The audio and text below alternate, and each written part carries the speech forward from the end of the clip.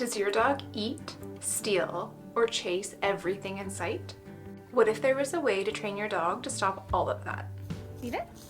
Yes. There is. I'm going to show you how I train this notorious food thief to leave it. Kiki is a hilarious dog that I've worked with in the past for things like loose leash walking. She's developed a habit of stealing food, so in this video, she's going to learn how to leave it. I'm going to show you step by step how I teach her to leave it. You'll easily be able to follow the same steps to train your dog. I'm also going to show you how I take leave it training one step further than most of the tutorials that I've seen. That way the skill actually works in real life. When properly trained, leave it works on sidewalk snacks, Nira, leave it. Yes. squirrels, Leave it. and even random pieces of steak that you might be throwing at your dog. From the dog's perspective, leave it means please do not go for that thing that I know you're interested in. In my opinion as a professional dog trainer, leave it is one of the most important cues that you can teach your dog.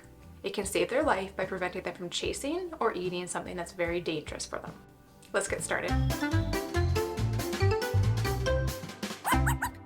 All you're going to need for this training is treats and a loaded marker word. A marker word is any word that you use to communicate to your dog that they did something correctly. It makes training faster, but only if you've taught them what the word actually means. I'm going to link a tutorial video for loading a marker word here and also in the caption below. Step 1 is uncued impulse control. The first step of leave it training is to build some impulse control. Rather than going from 0 to 100 when they see something that they want and immediately trying to get it, we want them to have some self-control built in first. I don't want to micromanage dogs all the time, so this training helps them make better decisions on their own.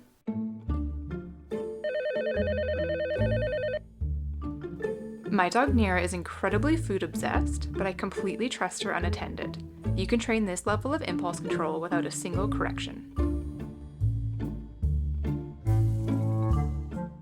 As a general rule, dogs repeat things that worked out well for them in the past. Uncued impulse control teaches your dog that trying to steal or grab an item does not get them that thing. Instead, patiently waiting does. This is also a fantastic exercise to practice if you have a dog that roughly takes food out of your hand. To do this exercise, you're going to have a treat in your hand, you're going to show it to your dog, close it into a fist immediately, and then wait them out. Say nothing as they paw, nibble, or try to lick at it. Try to keep your hand steady. Once they disengage from trying for even a second, mark yes and let them have that treat. Kiki was actually quite fast at this. You might find with your dog that you're waiting up to a minute before they disengage. That's okay.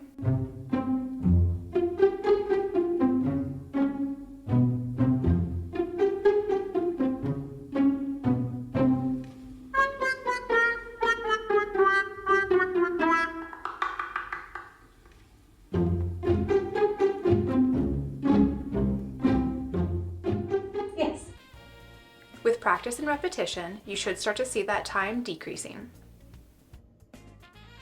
Yes. Eventually, they won't try to take it from you at all. Yes. Build up to a 3 to 5 second disengagement before you reward them. Then, you're ready to move on to step 2. Step 2 is adding the verbal cue, leave it. For step 2 and onwards, you're going to need a treat in both hands. Your dog is not ever going to get the treat that you tell them to leave, but instead they'll be rewarded with a different treat.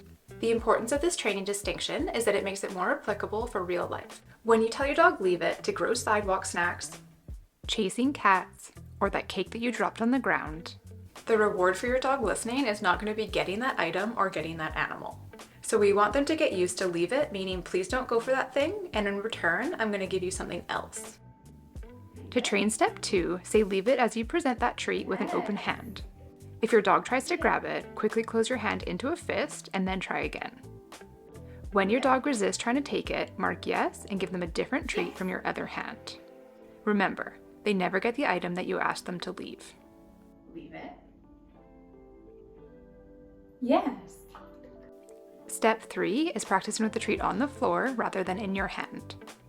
To train step 3, place a treat on the ground close to you and say leave it. If your dog resists trying to grab it, mark yes and give them the other treat as you pick up the original one. Yes. If your dog instead tries to grab the treat when you say leave it, make sure that you quickly cover it with your hand to prevent them from getting it. Remember that dogs tend to repeat things that worked out well for them in the past. If your dog frequently grabs that treat that's on the ground after you've told them to leave it, they're actually self-rewarding for ignoring your cue.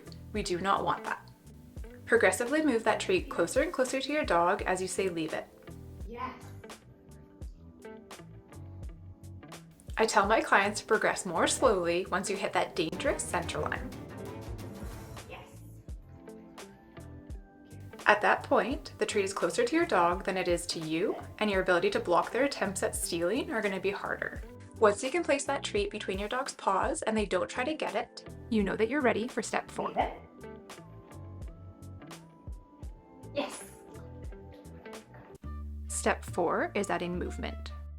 I found that most Leave It tutorials stop at step 2 where you place the treat on the ground. The problem with that is that it's not very useful for real life. In reality, food falls off the counter, squirrels run, trash blows in the wind. Interesting things typically move. To make Leave It applicable to real life, we need to train it with movement as well. To do so, rather than placing the treat nicely on the floor, I now want you to start dropping or tossing it. This is much more difficult for your dog since the movement will trigger their chase instinct. Therefore, start by dropping it close to yourself and follow the same steps as before to progressively get it closer and closer to your dog. Once your dog can handle the treat being tossed between their paws without trying to get it, I want you to stand up and practice that way instead. Yes. Kiki. Remember to progress slowly since you've again increased the difficulty. Kiki. Leave it. Yes. Step 5 is generalizing the skill. Dogs aren't great at generalizing skills. They might understand what leave it means in the living room where you practiced, but they still might not understand the same cue in the kitchen or dining room. Kiki. Leave it.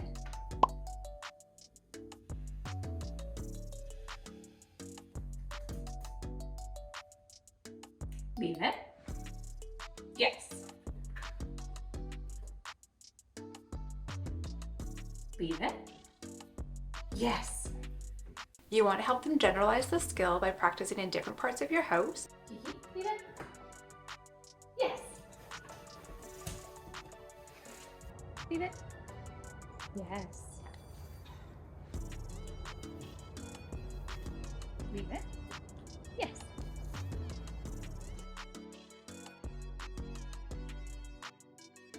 And while out on walks. Kiki. Leave it.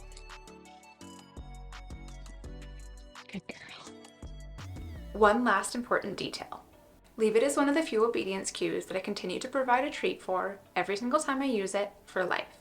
The reason for this is that when you use it in the real world, you're only going to be using it when it's something that you know your dog is interested in. Therefore, you're asking them to give up something that they actually want. If you want the cue to continue to work, you need to offer them something in return. Thanks for watching. I upload a new training video every Thursday, so hit subscribe if you want more training tips.